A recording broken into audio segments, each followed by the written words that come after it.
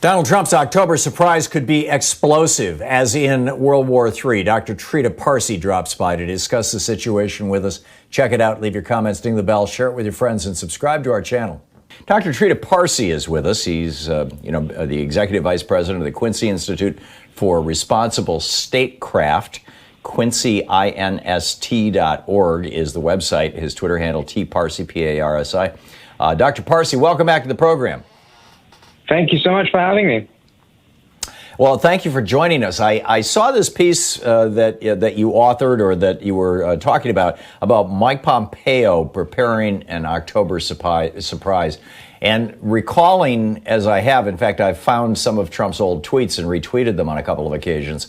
Back in 2012, when Barack Obama was running for re-election, I believe it was twice, it might have been more, times in the months leading up to October and November of that year, Donald Trump kept tweeting that any minute now Barack Obama was going to launch a war with Iran, because that's how American presidents get themselves reelected. They have little wars. And we all remember, Reagan with Grenada, and George W. Bush telling his biographer when he was writing A Charge to Keep in 1999 that if he became president, he was going to have a war that he wasn't going to make the mistake his daddy did to have a 3-day war. He was going to have a real war that went right to the next election so he could get himself reelected. And, Trump apparently took all that to heart. You're seeing this. What is the big picture here, Dr. Parsi? Well, the big picture is that we're seeing that the folks that essentially Trump has delegated Iran policy to have been some of the most effective people in the Trump administration in terms of manipulating Trump to do what they want and make Trump think that it's good for Trump.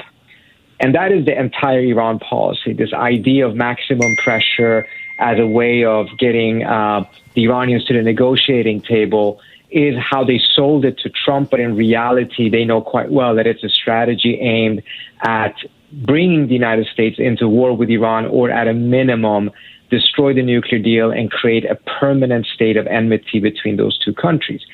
The thing that is happening right now, though, is that within that context, the media has not picked up a very dangerous development, which is that Pompeo has signaled that come Monday, this coming Monday, the United States is going to start implementing UN Security Council sanctions against Iran that actually do not exist. And I'll get back to that in a second. And they're going to do so by confiscating Iranian ships in international waters, and claim that they're doing so with, it certainly would be. It would be an act of war. And claiming that they're doing so because of UN Security Council sanctions having been reimposed on Iran. Now, no one else in the UN Security Council, with the exception of Dominican Republic, agrees that these sanctions have been reimposed. In fact, they have in unison rejected Pompeo's effort to what is called snap back these sanctions. Now, Pompeo is not a man known to be restrained by reality, and is going forward and claiming that they have been snapped back and they will come into effect Sunday at midnight, meaning that come Monday, the United States may do this. If that happens, there's a high likelihood that there will be some form of a military confrontation.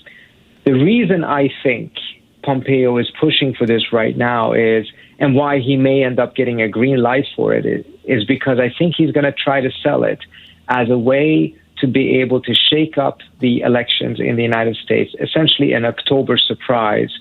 So my own suspicion is that this may not happen on Monday, but if Trump's re-election bid starts to come into real trouble, then this is a card that Pompeo will put in front of him. It will be a very dangerous thing, of course, because war would be a disaster. But this is what Pompeo has been angling for ever since he became Secretary of State. And this may also be his last chance, assuming that Trump may not be able to win a second term. Remarkable. Today is September 18th, but 4 states have started early in-person voting today, and several other states have already mailed out ballots. So the election is on, as it were. So it may be that the schedule for October surprises has moved into September. Or do you think that, maybe they'll do this and pull all the triggers on Monday except for intercepting an Iranian boat and then wait for an opportune time or wait for a boat that might be easy to sell to people, like a boat that contains something that might be a little sketchy, weapons or oil going to a country that we don't like or something like that? Well, the latter has already happened because it was about a month ago that the U.S. intercepted not Iranian ships, but ships that apparently had Iranian oil on it that was heading towards Venezuela. There were also ships that were taken in the Arabian Sea. However, all of those ships and vessels were intercepted in areas that were pretty far away from Iran, meaning that it would be very difficult for Iran, that doesn't have much of a navy, to do much about it. The fear now is that precisely because they may want to have a reaction for Iran in order to have a pretext for war, they will start doing the very same thing they've already done, but now start doing it in the Persian Gulf. Wow. How do you think, let's assume that something like this happens, that a ship gets intercepted by the U.S., that they claim this mantle of UN protection or excuse that they're enforcing UN mandates. What sort of response is most likely to come from Iran, and how might that be used? We have about 2 minutes till we hit a hard break here, sir.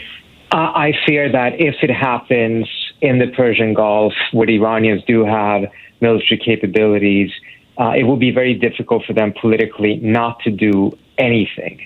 I don't suspect that they will want to do something that would give the Trump administration the pretext of war, because I think they're hoping, they're probably hoping that he doesn't get reelected and they want to sit out the clock on this one.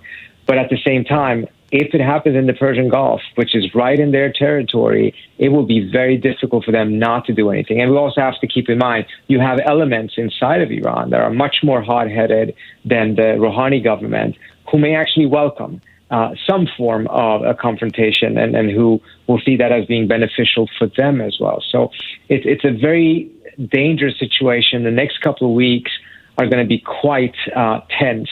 And the thing that caused me to write it was that I was just stunned that almost no one in the media had picked this up. I mean, this is based on briefings that Pompeo and Elliot Abrams have given, as well as a tweet that Pompeo said, in which he specifically said the clock runs out midnight September 19th. And from September 20th onwards, those sanctions are back in place.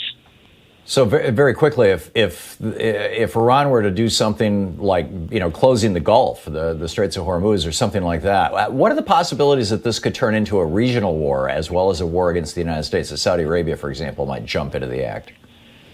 I don't think the Saudis or the UAE or anyone else would like to jump into the action. They want the United States to jump into the action. They want the United States to do this war for them. They have no interest of having any of their own men die in that war, but that doesn't mean that they're not in favor. At least at certain times, they have been in favor of the U.S. doing it. I don't think the Iranians will close the Strait of Hormuz, because that would be a provocation and something that would cause anger in many other places, not just in the United States. So it will probably be targeting those very same U.S. ships or ships of U.S. allies.